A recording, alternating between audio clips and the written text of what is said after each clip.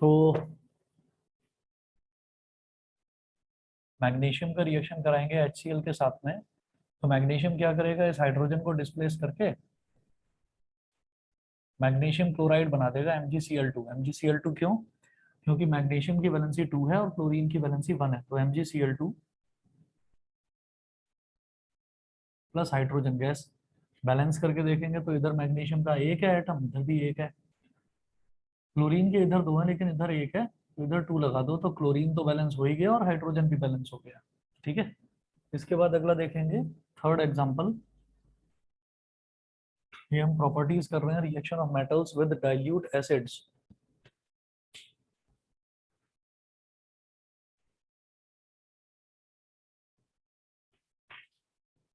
तो पहला देखा हमने सोडियम का, दूसरा मैग्नीशियम, तीसरा देखेंगे aluminium.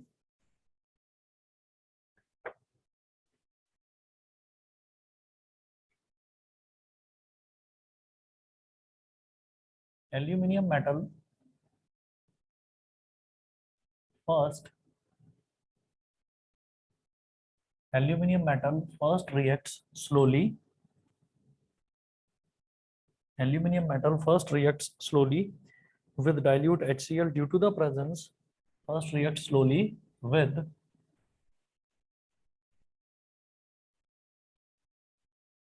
dilute HCl due to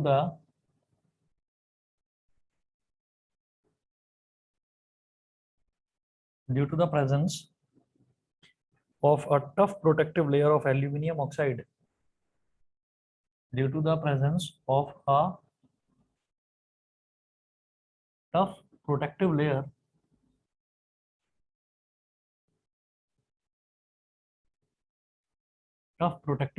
of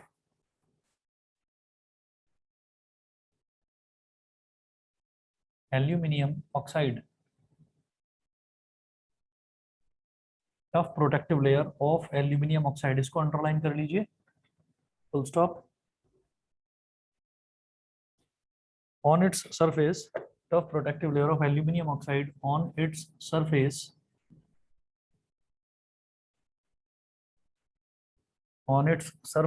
full stop. But when the thin outer oxide layer gets dissolved in acid, but when the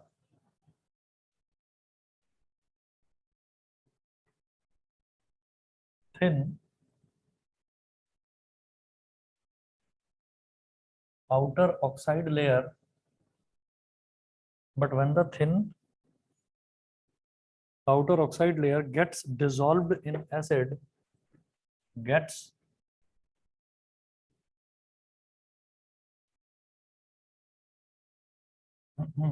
dissolved in acid, comma, then fresh aluminium metal is exposed. Then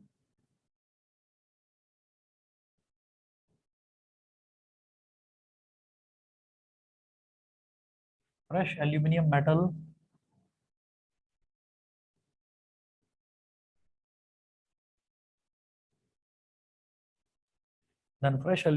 is exposed, which reacts rapidly with dilute HCl, which reacts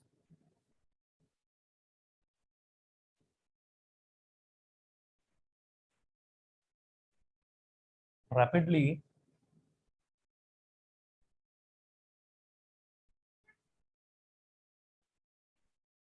with dilute HCl। ठीक है। Aluminium के लिए ये important है, aluminium वाली property learn करना important है। इसमें ये होता है कि जो एल्यूमिनियम है, एल्यूमिनियम एकदम से शुरुआत में ही रिएक्ट नहीं करता आराम से। एल्यूमिनियम क्या करेगा, सबसे पहले क्या करता है कि एल्यूमिनियम के ऊपर एक ना टफ प्रोटेक्टिव लेयर जमा हो जाती है, किसकी? ऑक्सीजन की। क्योंकि एल्यूमिनियम को हम ऐसे रखते हैं, ओपनली ऐसे रखते हैं एटमॉस्फेयर में ऑक्सीजन मौजूद है ही, तो उस ऑक्सीजन का रिएक्शन एल्यूमिनियम के साथ हो जाता है और एल्यूमिनियम ऑक्साइड बन जाता है। तो टोटल तो एल्यूमिनियम ऑक्साइड नहीं बनता, लेकिन एल्यूमिनियम का जो आउटर सरफेस होता है ना, उस पर जो एल्यूमिनियम है वो ऑक्सीजन के साथ रिएक्ट करके बाहर एक प्रोटेक्टिव लेयर बना देता है, बाहर एक लेयर जम जाती है उस पर, उसको हम बोल देते हैं एल्यूमिनियम ऑक्साइड की लेयर होती है। वो पतली लेयर होती है लेकिन टफ होती है। तो क्योंकि उसको एसिड में जब हमने डिप कर दिया, जब एसिड के साथ रिएक्शन करते हैं तो शुरुआत में वो धीरे धीरे रिएक्ट करता है, क्योंकि शुरुआत में जो बाहर वाली ऑक्साइड लेयर है वो ऑक्साइड लेयर धीरे धीरे धीरे धीरे डिसॉल्व होने लगती है एसिड में, और जैसे ही वो एसिड में पूरी तरह से डिसॉल्व हो जाती है तो इसका मतलब बाहर की जो ऑक्साइड लेयर है वो उतर गई, वो उतर के एसिड के अंदर डिसॉल्व हो गई। अब जो अंदर से फ्रेश एल्यूमिनियम निकल के आया मेटल, वो डायरेक्टली एक्सपोज हो जाता है एसिड के सामने, और फिर वो एसिड के साथ तेजी से रिएक्ट करता है। तो शुरुआत में स्लोली इस वजह से रिएक्ट करता है कि शुरुआत में जो बाहर वाली लेयर है वो एसिड में डिसॉल्व हो जाती है, डिसॉल्व होने के बाद फिर जब अंदर से फ्रेश एल्यूमिनियम निकल के आता है तो वो उसके अंदर रिएक्ट कर जाता है। ठीक, अब रिएक्शन बिल्कुल वैसा ही है कि भाई एल्यूमिनियम जैसे मैग्नीशियम प्लस HCl करा था ऐसे ही एल्यूमिनियम प्लस HCl करेंगे।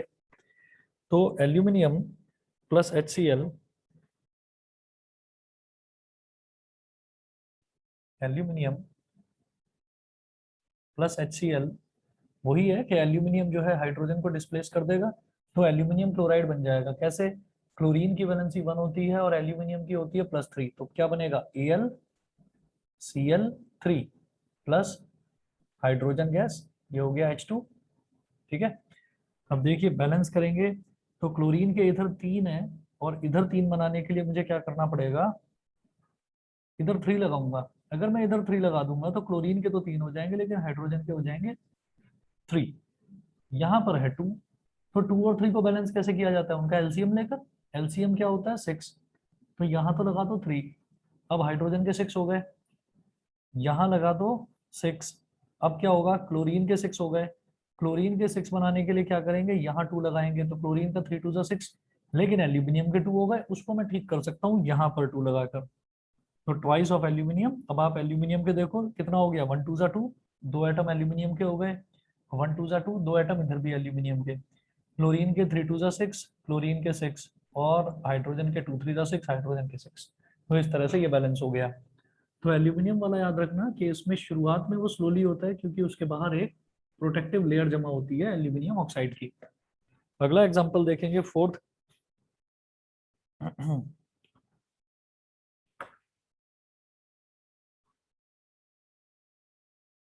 Zinc reacts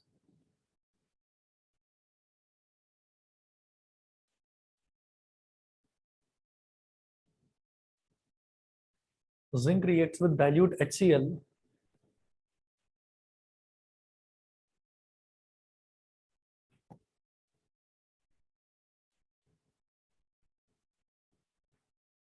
zinc reacts with dilute HCl to form zinc chloride and hydrogen gas। Bracket में लिखें, बट द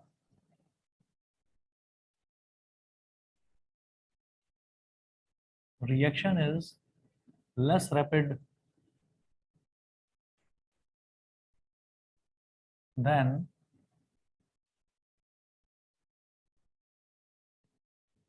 एल्यूमिनियम। रिएक्शन जो है एल्यूमिनियम के कंपैरिजन में थोड़ा कम रैपिड होता है, उतना फास्ट नहीं होता। एल्यूमिनियम भी बाद में हो जाता है फास्ट, शुरुआत में तो स्लो ही रहता है। ठीक है, तो जो इसका रिएक्शन देखेंगे वो देखिएगा,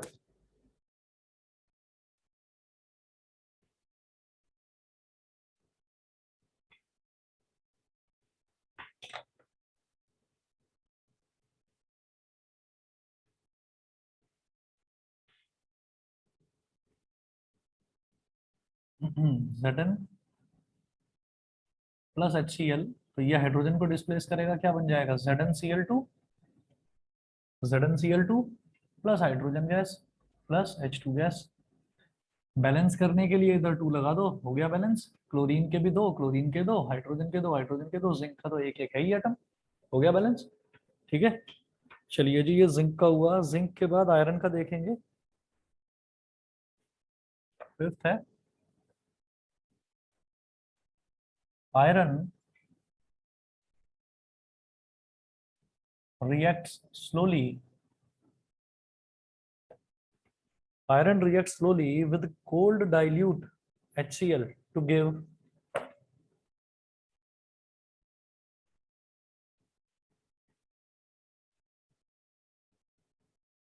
dilute HCl to give iron chloride and hydrogen gas.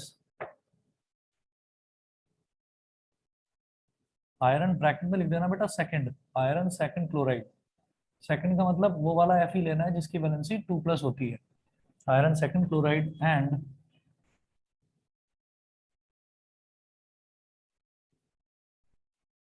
Hydrogen gas. Iron second chloride and hydrogen gas, तो ये हो जाएगा Fe प्लस HCl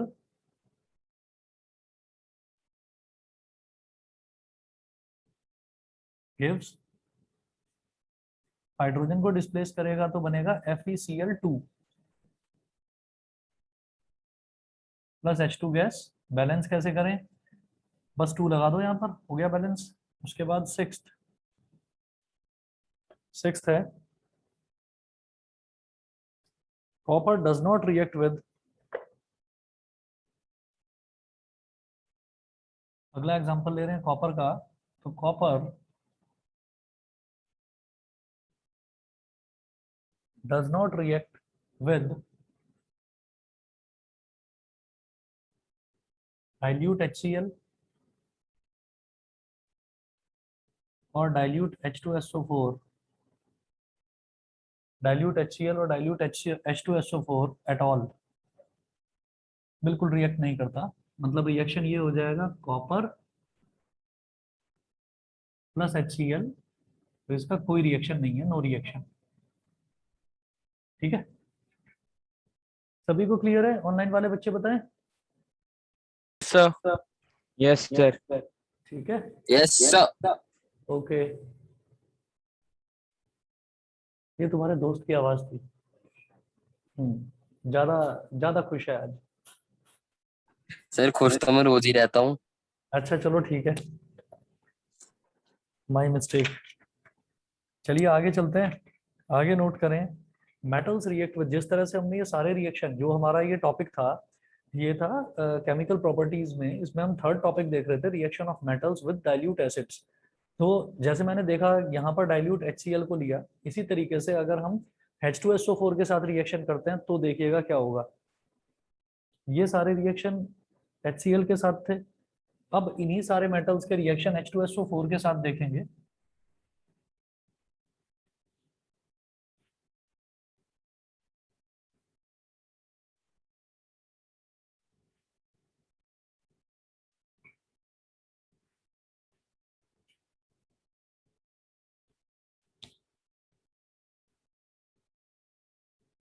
चलिए नोट करें, metals react with dilute sulphuric acid,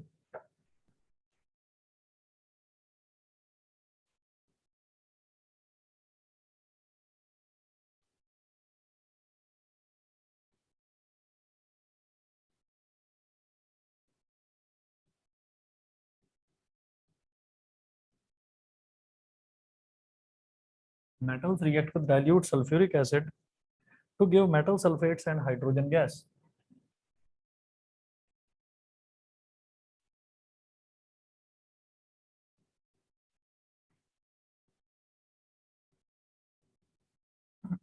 To give metal sulfates and hydrogen gas.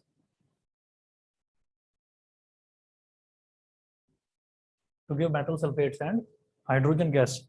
इसमें note करें Na plus H2SO4, उसी sequence में जिस सीक्वेंस में हमने यहाँ पर देखे थे 6 के 6 एग्जांपल्स। तो पहला Na प्लस H2SO4। अब याद रखिएगा, जैसे HCl देख रहे थे, तो जैसे H2SO4 है ना, यहाँ पर HCl में तो क्लोराइड जो होता है, क्लोरीन की वैलेंसी -1 होती है, सल्फेट की वैलेंसी 2- होती है, हाइड्रोजन की 1+ और SO4 की 2-। तो ये याद रखना है हमको। तो आप ये देखिए, जब इसने हाइड्रोजन को डिस्प्लेस करा तो हाइड्रोजन तो हट गया, सोडियम जब सल्फेट के साथ में कंबाइन करेगा तो क्या बनेगा, सोडियम की 1 होती है, Na2SO4 plus H2 gas. Sodium का इधर 1 है, इधर 2 है, तो यहाँ पर 2 लगाओ, ये बैलेंस हुआ। हाइड्रोजन बैलेंस, सल्फर का 1, सल्फर का 1, ऑक्सीजन के 4, ऑक्सीजन के 4, ये बैलेंस्ड है। ऐसे ही सोडियम के बाद हमने अगला क्या देखा था, मैग्नीशियम। मैग्नीशियम देखते हैं।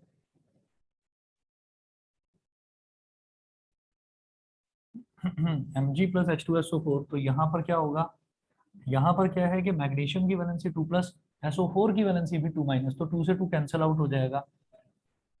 ये हो जाएगा MgSO4 प्लस H2 गैस। इसमें आपको कुछ भी बैलेंस करने की जरूरत नहीं है, बैलेंस्ड है। ठीक है, मैग्नीशियम के बाद अगला देखेंगे एग्जांपल एल्यूमिनियम का, Al प्लस H2SO4। यहाँ क्या होगा कि एल्यूमिनियम की वैलेंसी 3+ और सल्फेट की वैलेंसी 2-, तो ये होगा Al2SO4 whole thrice plus H2 gas. इसकी बैलेंसिंग देखिए कैसे करेंगे। पहले तो यहाँ एल्यूमिनियम के आगे 2 लगा दीजिए, ये बैलेंस हो गया। अब यहाँ S की भी 3 है, O की 4 3 12 है, तो यहाँ पर 3 लगाना पड़ेगा ताकि पूरा SO4 बैलेंस हो जाए। हो गया बैलेंस। उसके बाद लेकिन हाइड्रोजन जो है इसका क्या हो गया, 6 हो गया, तो यहाँ पर 3 लगा दो, बस हो गया। ठीक है, उसके बाद क्या करेंगे, जिंक देखते हैं, Zn प्लस H2SO4, तो जिंक की वैलेंसी वही 2+, SO4 की वैलेंसी भी 2-, तो ये क्या हो जाएगा ZnSO4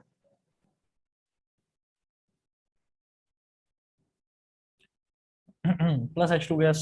अगला आयरन प्लस H2SO4। जिंक के बाद हमने अगला आयरन ही देखा था, तो आयरन प्लस H2SO4 क्या मिलेगा, FeSO4 प्लस H2 गैस। अगला कॉपर प्लस H2SO4 क्या मिलेगा, नो रिएक्शन, क्योंकि कॉपर ना तो HCl के साथ में और ना ही H2SO4 के साथ में कोई भी रिएक्शन नहीं करता। समझ गए, मतलब कॉपर वेसल के अंदर HCl डाला जा सकता है, स्टोर करा जा सकता है, कॉपर वेसल के अंदर H2SO4 भी स्टोर करा जा सकता है, क्योंकि रिएक्ट ही नहीं करता। ठीक है, और इसके बाद आप नोट करेंगे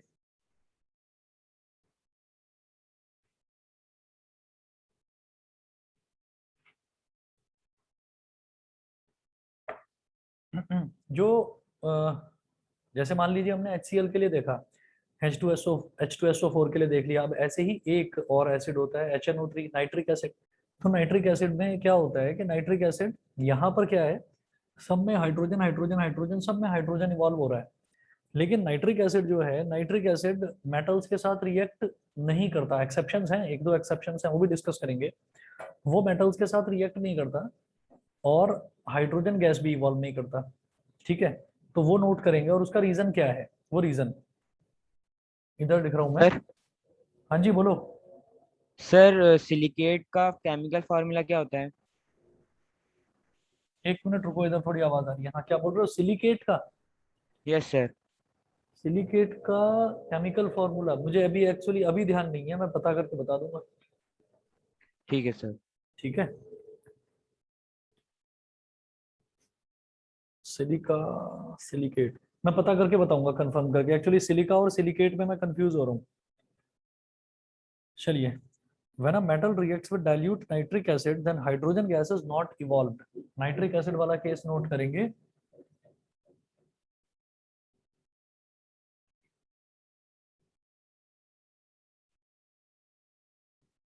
when a metal reacts with dilute nitric acid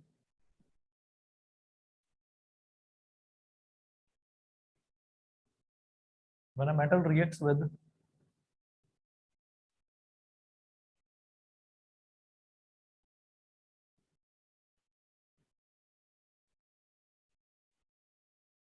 dilute nitric acid then hydrogen gas is not evolved, then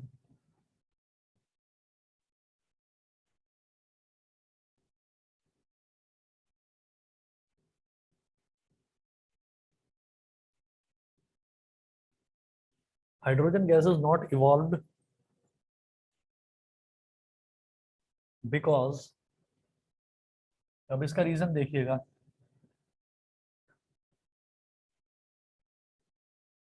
reason में लिखें because nitric acid is a strong oxidizing agent. Nitric acid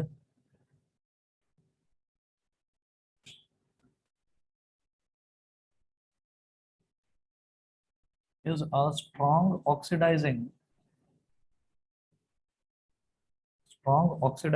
agent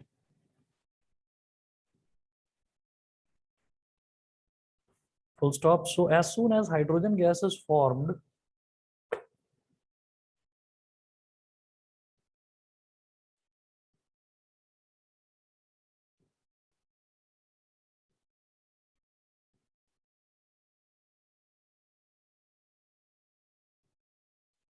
as soon as hydrogen gas is formed in the reaction,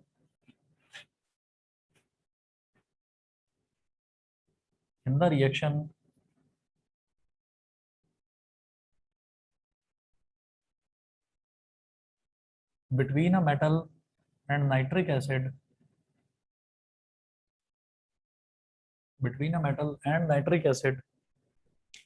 the nitric acid oxidizes this hydrogen to water.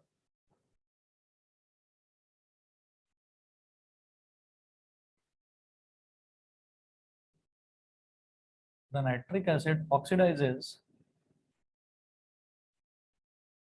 this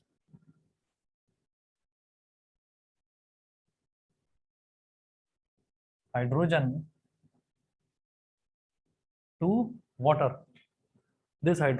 to water. तो देखिएगा क्या होता है इसमें कि क्योंकि जो nitric acid एक बहुत ज्यादा स्ट्रॉन्ग ऑक्सीडाइजिंग एजेंट होता है। ऑक्सीडाइजिंग एजेंट का मतलब क्या है? जो किसी भी सब्सटेंस को ऑक्सीजन प्रोवाइड कराए और उसका ऑक्साइड बना दे। ठीक है, तो हाइड्रोजन गैस तो इवॉल्व हुई, लेकिन हाइड्रोजन गैस इवॉल्व होते ही जो नाइट्रिक एसिड मौजूद है उस रिएक्शन में, वो नाइट्रिक एसिड क्या करेगा, वो उस हाइड्रोजन को ऑक्सीजन सप्लाई कर देगा। हाइड्रोजन को जैसे ही ऑक्सीजन सप्लाई होगी, हाइड्रोजन ऑक्सीजन के साथ मिक्स करके क्या बना देगा? वाटर बना देगा। ठीक है, तो हाइड्रोजन गैस इस वजह से इवॉल्व नहीं होगी। लेकिन हम ये कहते हैं कि कुछ मेटल्स के केस में ऐसा होता है कि अगर हम उन मेटल्स का बहुत ज्यादा डाइल्यूट नाइट्रिक एसिड के साथ रिएक्शन करा दें तो हाइड्रोजन गैस इवॉल्व होती है। देखो, हाइड्रोजन गैस तो हर केस में इवॉल्व होगी, लेकिन क्योंकि वो जो एसिड है नाइट्रिक एसिड, वो बहुत ज्यादा डाइल्यूट कर दिया हमने, तो वो अपनी ऑक्सीडाइजिंग प्रॉपर्टी खो देता है। मतलब वो फिर उस रिलीज, वो जो हाइड्रोजन रिलीज होता है वो फिर उसको ऑक्सीडाइज नहीं कर पाता। ठीक है, तो दो एग्जांपल्स लिखेंगे, नोट करिएगा। However very dilute nitric acid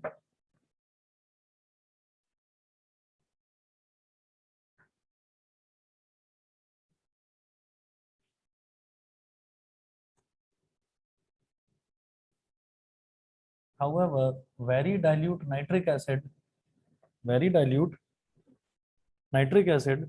reacts with magnesium and manganese metals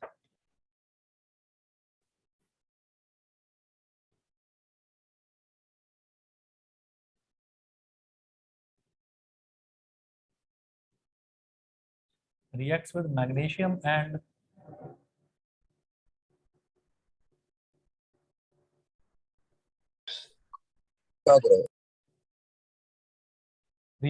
magnesium and manganese metals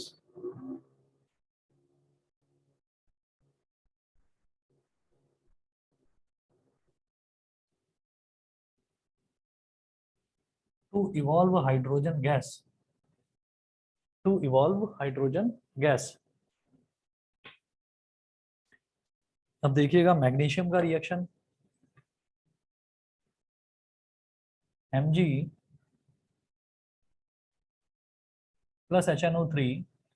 हमें ये पता होना चाहिए कि जैसे सल्फेट की वैलेंसी 2- थी, ऐसी नाइट्रेट NO3 की वैलेंसी होती है 1-। ठीक है, मैग्नीशियम की वैलेंसी 2+, तो ये क्या बन जाएगा? MgNO3 whole twice plus H2 gas. करिए जी इसको बैलेंस, NO3 का यहाँ पर ट्वाइस है तो इधर 2 लगाना पड़ेगा। NO3 तो बैलेंस हो गया, मैग्नीशियम ऑलरेडी बैलेंस्ड है, हाइड्रोजन भी बैलेंस हो गया काम। ठीक है, उसके बाद अगला देखते हैं मैंगनीज का भी बिल्कुल सेम रिएक्शन, क्योंकि मैंगनीज की वैलेंसी भी 2 होती है। तो मैंगनीज होता है Mn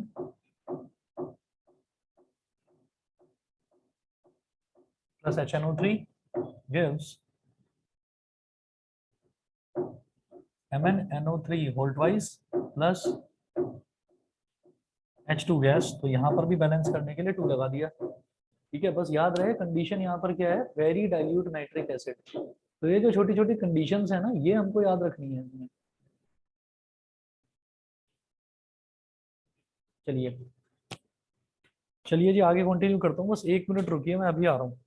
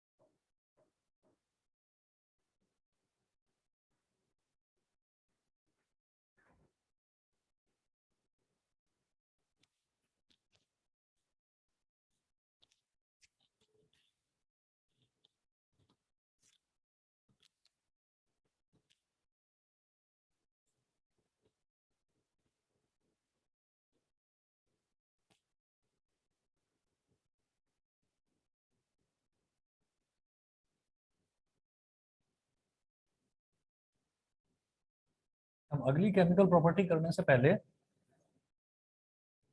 एक सब्सटेंस होता है एक्वा रिजिया, हेडिंग डालेंगे aqua regia.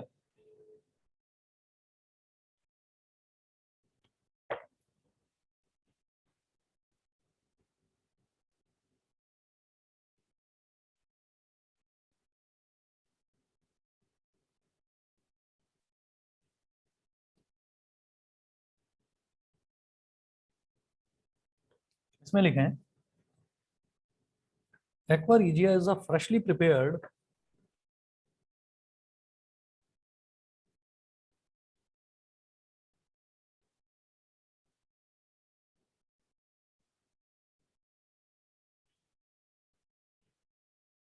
aqua regia is a freshly prepared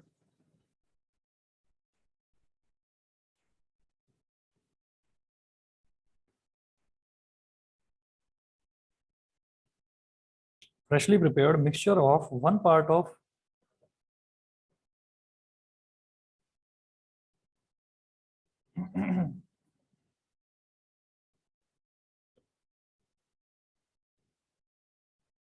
concentrated nitric acid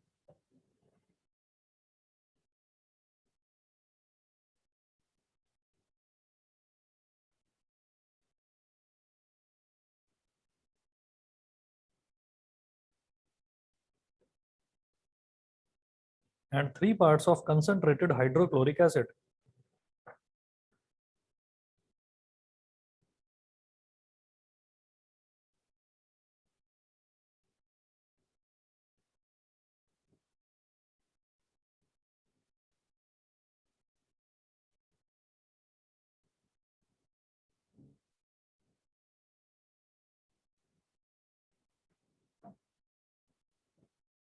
And 3 parts of concentrated hydrochloric acid.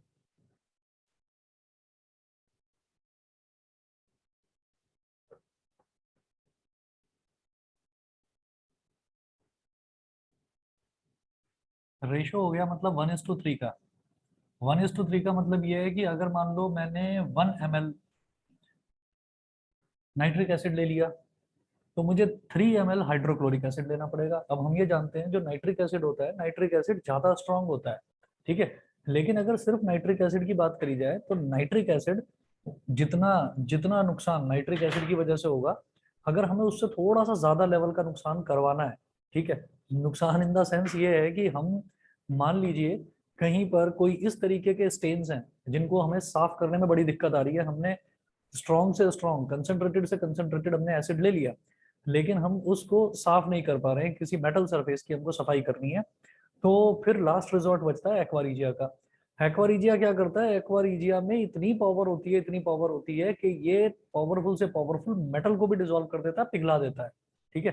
तो इसमें बस कॉम्बिनेशन का ध्यान रखना होता है कि अगर आप 1 ml लेंगे नाइट्रिक एसिड तो आपको 3 ml लेना पड़ेगा हाइड्रोक्लोरिक एसिड, ठीक है।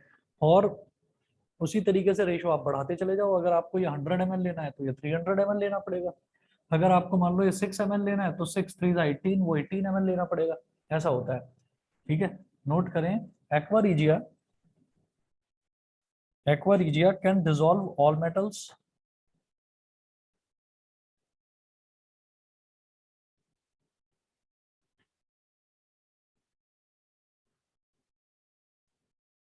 Aqua regia can dissolve all metals, full stop. It can dissolve even gold and platinum metals. It can dissolve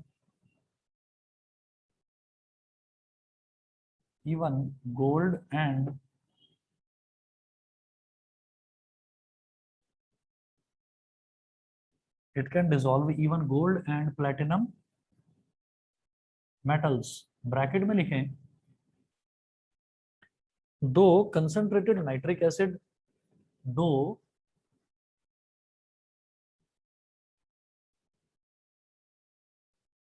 concentrated nitric acid मतलब HNO3, दो कंसंट्रेटेड नाइट्रिक एसिड और concentrated hydrochloric acid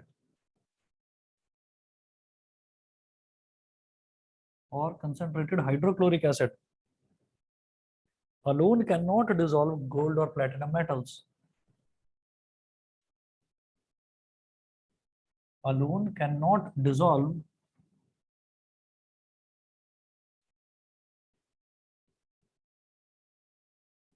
gold or platinum metals, ठीक है। अकेले वो dissolve नहीं कर सकते, लेकिन अगर एक्वारीजिया में डाल दिया तो पूरा का पूरा गोल्ड पिघल जाएगा, पूरा का पूरा प्लेटिनम मेटल पिघल जाएगा, ठीक है जी। उसके बाद फोर्थ प्रॉपर्टी है reaction of metals with salt solutions. ये एसिड वाला खत्म हुआ।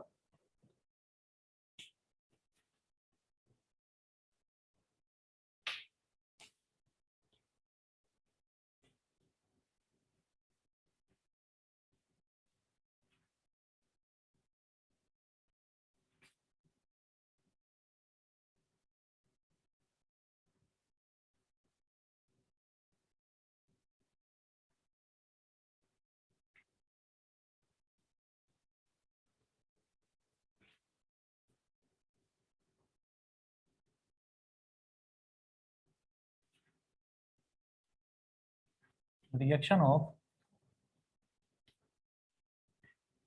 Of metals with salt solutions.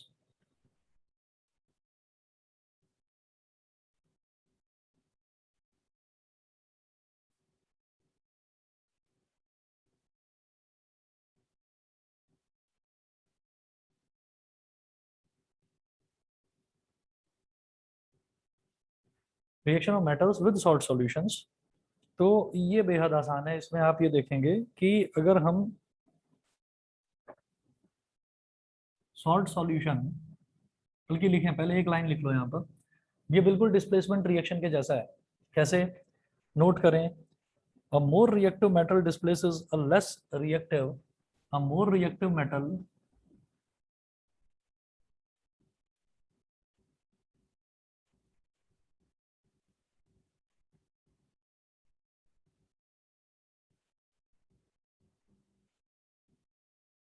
metal displaces a less reactive metal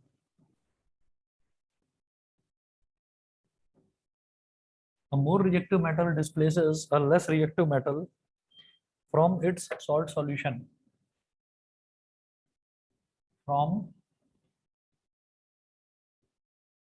its salt solution। ठीक है, एक जो मोर रिएक्टिव मेटल है वो कम रिएक्टिव मेटल को डिस्प्लेस कर देगा। ठीक है, रिएक्टिविटी सीरीज याद है? नहीं, रिएक्टिविटी सीरीज याद नहीं है तो रिएक्टिविटी सीरीज नोट करेंगे। यहां लिखिएगा रिएक्टिविटी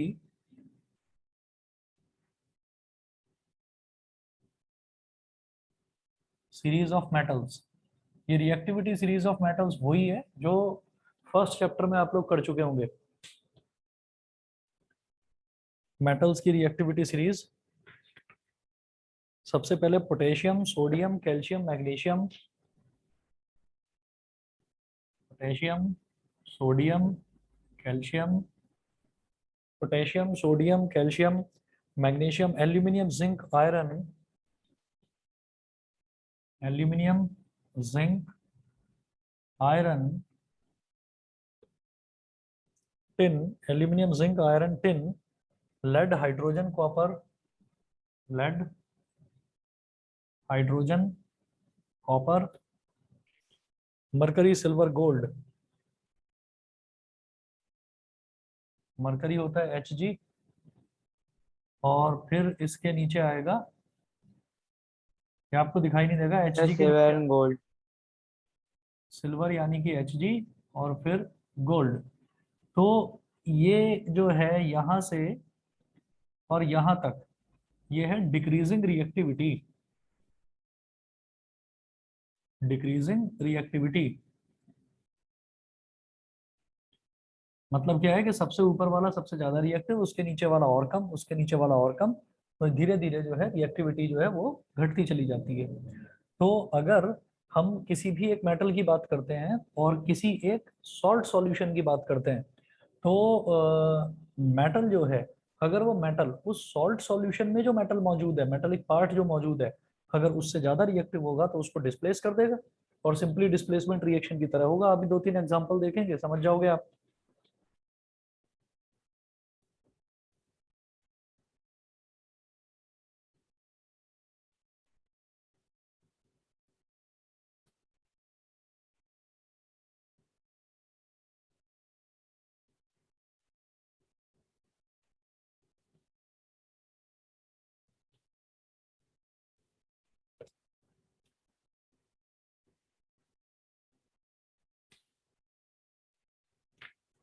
एग्जाम्पल देखिए पहला, कॉपर सल्फेट प्लस जिंक।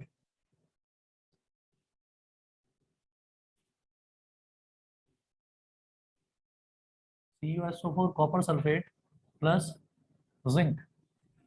तो अब आप ये देखो, जिंक तो अलग एक मेटल हो गया, ये जो मेटल है, अब ये जो मेटालिक सॉल्ट है, मतलब कॉपर सल्फेट है, तो कॉपर का सल्फेट यानी कि ये कॉपर का सॉल्ट है। तो ये देखेंगे कि ये वाला मेटल कॉपर से ज्यादा रिएक्टिव है या नहीं है। अगर है तो ये कॉपर को डिस्प्लेस कर देगा, वरना कोई रिएक्शन नहीं होगा। ठीक है, तो हम ये कहेंगे कि ये जिंक कॉपर से ज्यादा रिएक्टिव है, क्योंकि जिंक यहाँ पर लाई कर रहा है और कॉपर नीचे लाई कर रहा है। तो जो जितना ऊपर लाई करता है वो उतना ज्यादा रिएक्टिव होता है, जो कम वो नीचे लाई करता है। तो ये क्या हो जाएगा, जिंक की भी वैलेंसी 2, सल्फेट की भी वैलेंसी 2, तो ये हो जाएगा ZnSO4 प्लस कॉपर। ये इसने इस तरीके से इसको डिस्प्लेस कर दिया। ठीक है, उसके बाद देखिएगा, जिंक, सेकंड एग्जांपल देखते हैं। जैसे कॉपर सल्फेट और जिंक का था, सेकंड एग्जांपल देखेंगे कॉपर सल्फेट और आयरन। कॉपर सल्फेट और आयरन का, तो क्या होगा कि ये जो आयरन है ये भी कॉपर से ज्यादा रिएक्टिव है। आयरन यहाँ पर है, कॉपर यहाँ पर है, तो FeSO4 प्लस कॉपर।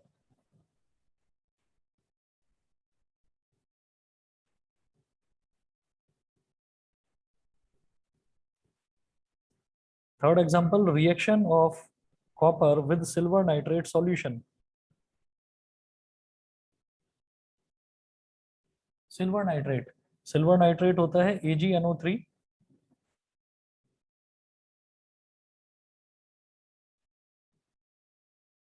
कॉपर, तो कॉपर सिल्वर से ज्यादा रिएक्टिव है। देखो कॉपर यहाँ पर है और सिल्वर कॉपर के नीचे लाई कर रहा है, तो कॉपर सिल्वर को डिस्प्लेस कर देगा।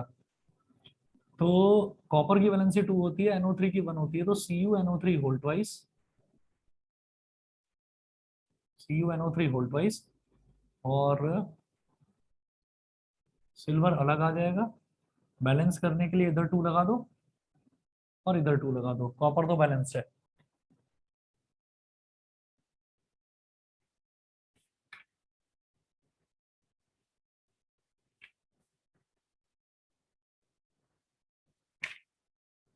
ठीक है जी, तो ये तो हमारा था reaction of metals with salt solutions. अगली प्रॉपर्टी है reaction of metals with chlorine. Fifth property,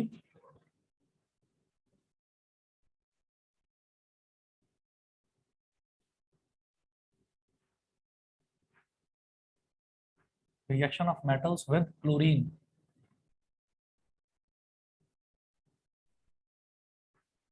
ठीक, बस इतना लिखकर छोड़ दीजिए, नेक्स्ट क्लास में कराऊंगा। दो प्रॉपर्टीज बची हुई हैं, reaction of metals with chlorine और reaction of metals with hydrogen, छोटी छोटी हैं। हाँ, और दूसरा कल के लिए मैंने बोला था टेस्ट के लिए, कल ना लेकर परसों लूंगा टेस्ट। ठीक है, सैटरडे वाले दिन टेस्ट होगा, कल नहीं है क्योंकि कल कुछ बच्चे अवेलेबल नहीं है। चलिए जी, ओके।